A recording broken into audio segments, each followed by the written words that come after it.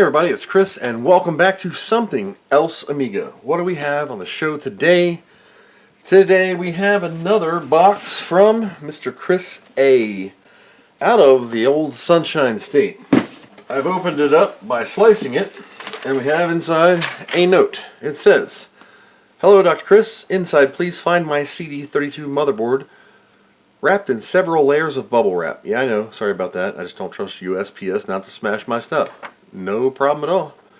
Anyway, this machine was purchased at a users group in Cecil County, Maryland back in 1998. The machine has not been used a whole lot. I more or less wanted it as a collector's item since it was the last entirely Commodore engineered machine that they mass produced. I haven't turned it on in many years, but it hadn't given me any problems or reason to suspect a failure. I would like to have it recapped to future-proof it as best possible. Also, I'm part of the Central Florida Retro Computing Group and the members are curious about it, so I hope to bring it to the next meetup. I do have the caps on order from the UK, but in your email you said that you have the caps in stock already, which I do. Don't worry about that. Once they get here, I'll send them your way to replenish your stock. I appreciate that. In the meantime, I really hope you will shoot a video doing the recap on this one. I love to watch the Master and Lorena at work. If you need anything at all, please don't hesitate to give me a shout.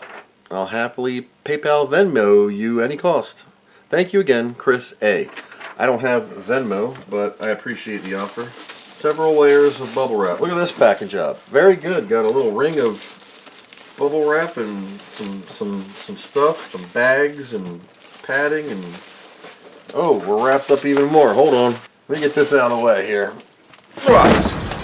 And inside of this is a sticky taped Spellbound motherboard. What is a Spellbound motherboard? That's the CD32 motherboard.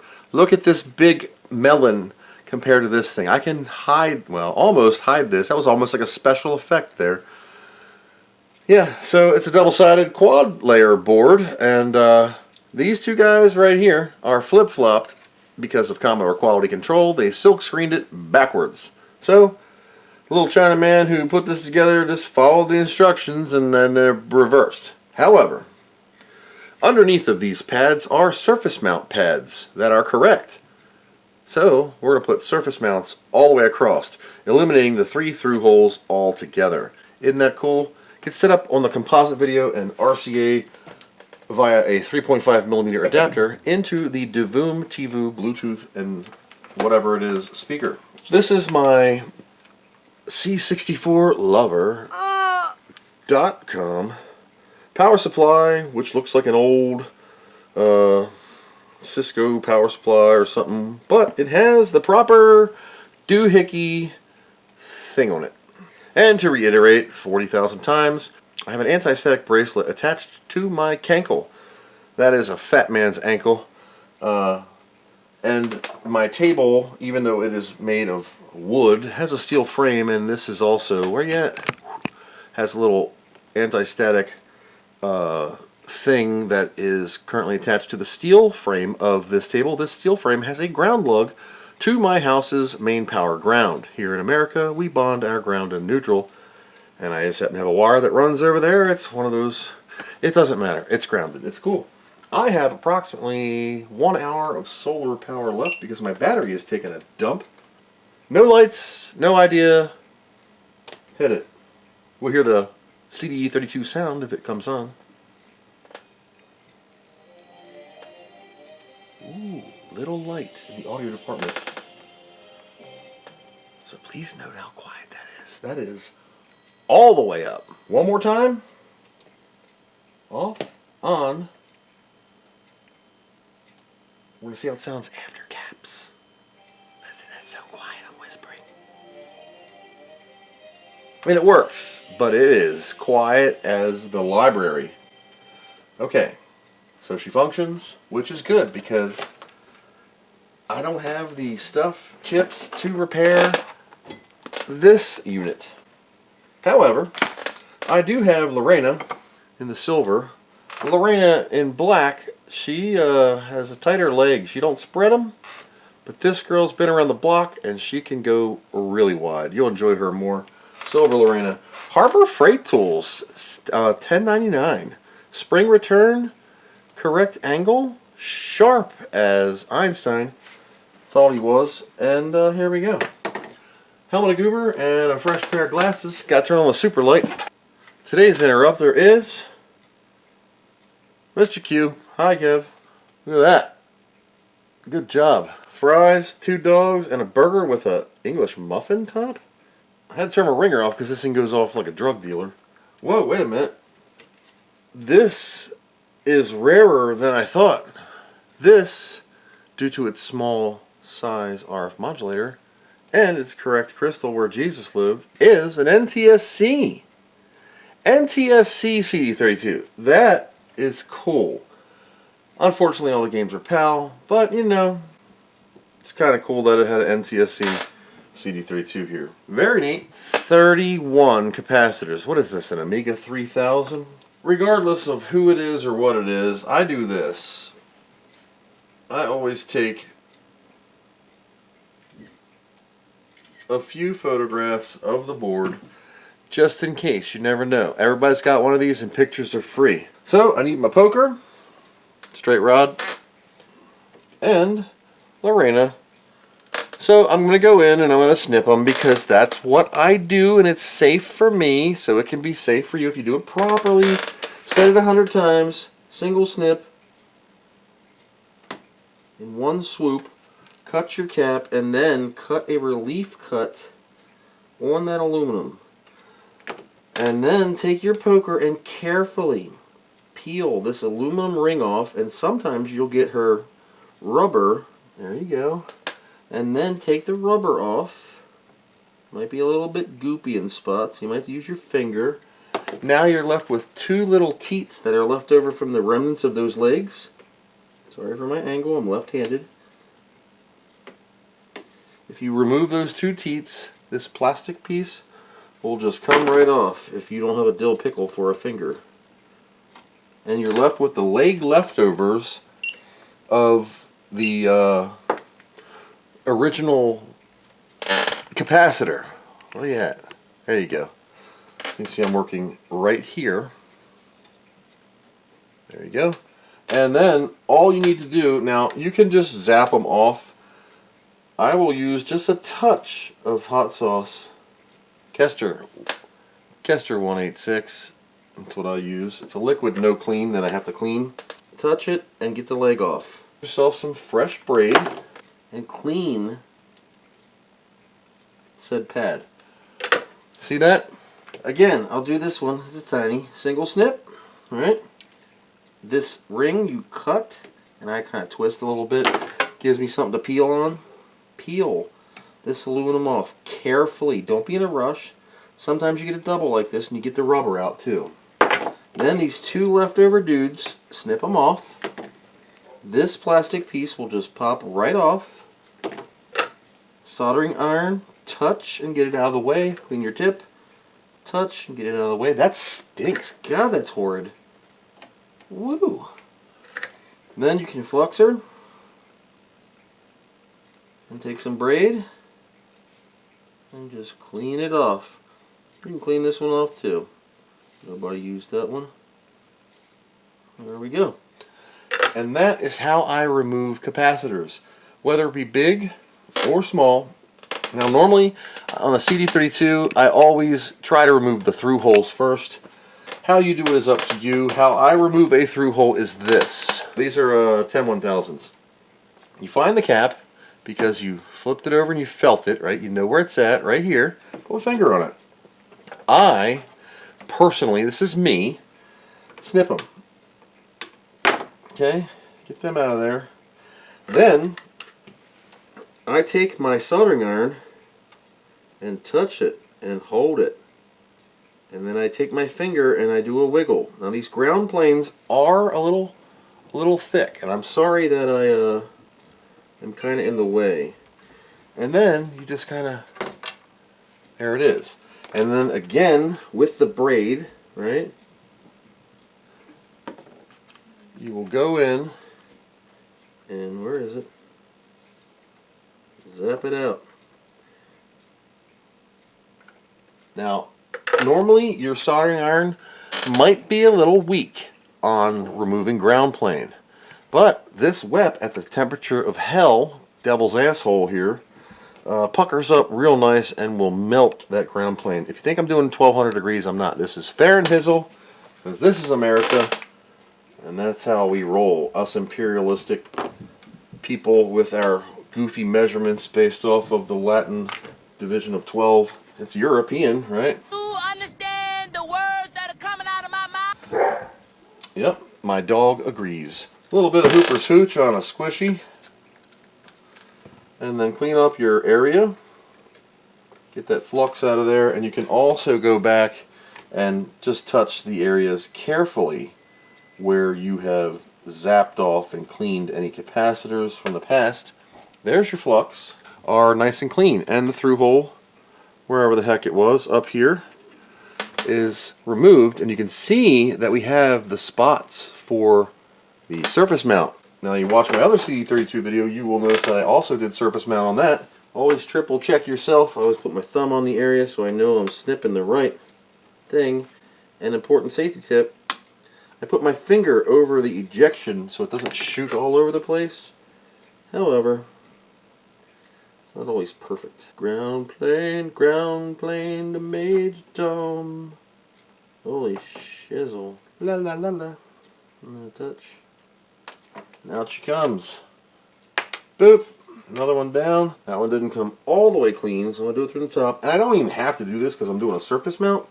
But I want that old crap out of there. Hooper's Hooch or your own equivalent. Give her a clean. And that also, you'll run around the different components when you get alcohol all over the place.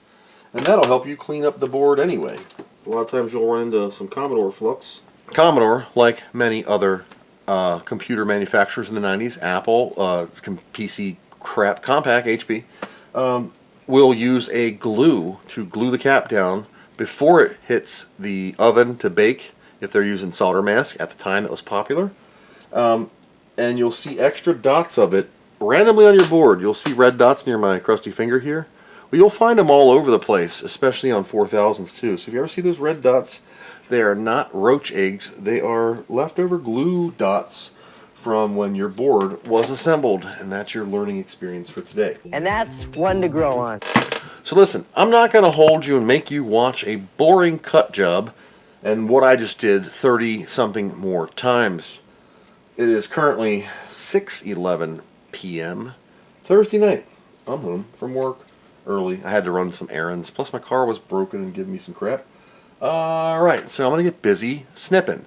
And when I get her all cleaned up or close to it, I will zap in and show you my progress. And if I run into anything, of course, I'm going to let you know about it. So I will see you in a second. For me, it might be a while. Found some crust, and I wanted to show it to you. Right south of this Sanyo where that diode is, she was leaking. And this girl at C790 had a big wet spot. So she was peeing her pants.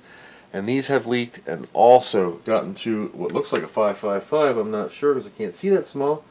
And they are crusty, leaked, jacked up. This Sanyo chip here has got some nastiness on her. So I'm going to be extremely careful. It even has broken one of the legs on this 78 LO5 Alpha. I got some damage I have to clean up. I'm just going to soak the area with alcohol first. Just soak it. That'll neutralize anything. Then I'm just going to carefully just try to knock off any chunks I can. Good thing this was coming in for a recap because it was time. And I like to soak the crap out of it so it gets under the chip because you know the electrolytics of this capacitor dumped its stuff all underneath of this chip. And without removing said chip, it's going to be tough to clean up. I will fiberglass pen it, bring the legs back, and I might have to re-tin it. I am not sure. Hey, that's important to clean these out. It's not been that long. I just wanted to show you the cleaned up, or the like you can, there's metal in there. There you go. What is that brown crap? That is me basically boiling flux and braid over top of the unit. So that is just so I can get and I don't want to have too much heat on it, you know. I'll be very cautious of it. And then I'll pull all this flux off with cotton swabs here. And just keep her soaked. And just do some rubbing. Light touch. Like it's the night after Thanksgiving and you're kind of full. Just pulling all that junk out of there, and look at that. Ooh, yes, it's a lot of flux, but we didn't damage the board. I can go with a fiberglass pen and touch these up a little more. However, look at those metals. You saw what they looked like before. And this chip right here and this girl right here is all crusty. A fiberglass pen that cleaned up real nice. So yeah, continuing on. It's a 640, well 638, and I'm about 80% through the board. And this area around here, there's a lot of transceivers and freaking little things. The resistors here, up around the video encoder had a really crappy chip, but near the crystal, there was a bunch. Where my fat thumb is some capacitors that are just jacked up. Right here in this area, it's really jacked up. Can you see where the capacitor is supposed to be? It's supposed to be right here. All of the components around it are also gray. I'll have to fiberglass them back to life, get the acids out of them. This guy was leaking too. You can see it's not shiny, so that, yep, and I got these guys to go. They don't look leaky, but like picking up a hot chick at the bar, you gotta check for a tree. You never know. What looks great, take their pants off, you never know what you're gonna find underneath. Good thing this is in for a recap. It'll last another 30 years at this point, which is great. That whole area. Let me clean it up and I'll show you what. As you can see now, it looks a hell of a lot better. You can actually see where that capacitor is supposed to go. Clean up the test points too. All the resistors and all the little transceivers there, they're all nice and clean. That's all that's left on the removal. Everything else came out fine. There was a couple capacitor places where it was kind of crappy, but I just boogered through it, cleaned them up, got them off, got the metal back, and you know, you can see the wetness here. She got a little excited. 650. And that is the aftermath here of the CD32's recap. There's a lot of little bits. How'd she fare? Surprisingly well. You know, everything cleaned up really nice. There's no major damage.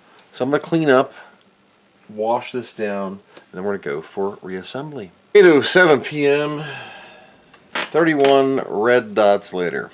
Yep, red dots, because that's how I kind of keep track of them. It's just a Sharpie. If you don't want it on there, alcohol it off.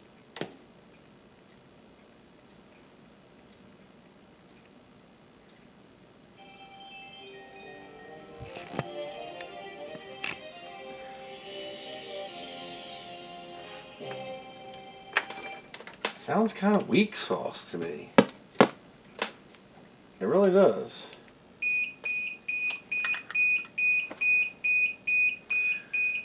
Running out of sun. Hold on. It's only 8 o'clock. 10 after 8. And man, it gets dark early. It's getting late in the year. The ferrite beads have been replaced, as well as these caps. What do I always tell you guys? You're not the first dude to stick your fingers in her. The CD32, unlike an Amiga 1200, this thing has 3 op amps, but they're the small 8-pin guys. They're down, where are they at? My body can't focus. Right here. A, B, and then C. U15A, B, C. I don't have those chips. TI340X 082AC. They're MC34812. If this turd needs an op amp, I don't have them. She's just sounding light. Let me give these holes a clean, and then we're going to check voltages. I should pull mine out. Let me pull my CD32 out and compare and see how it sounds.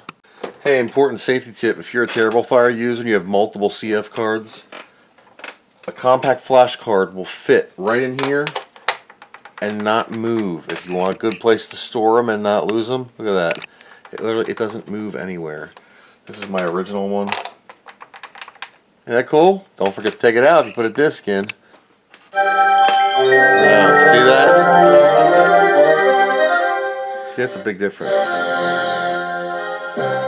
But Mr. Chris's CD32 board is recapped. I gotta clean up some flux here and there, and she's good to go. Audio is a little on the light side. My CD32, I don't know. That's mine. It's a little kipper board in the back. And another one's been saved. Luckily, we caught this one in time. Now, even though the audio is a little light, I don't have those op amps, so I cannot replace them. All the capacitors are good. I will double check some voltages and things. We'll just double check it, give it a tune-up. Could be a little resistor. If it's a small resistor, I have those. I'll check them for value. But anyway, this one's been saved. She's good to go. By the time this video comes out, Mr. Chris should be enjoying it again. And hopefully he can take it to that show in Florida. Bring some volume speakers and crank it up more. But that's it. Thanks for watching, everyone. And I hope you learned something.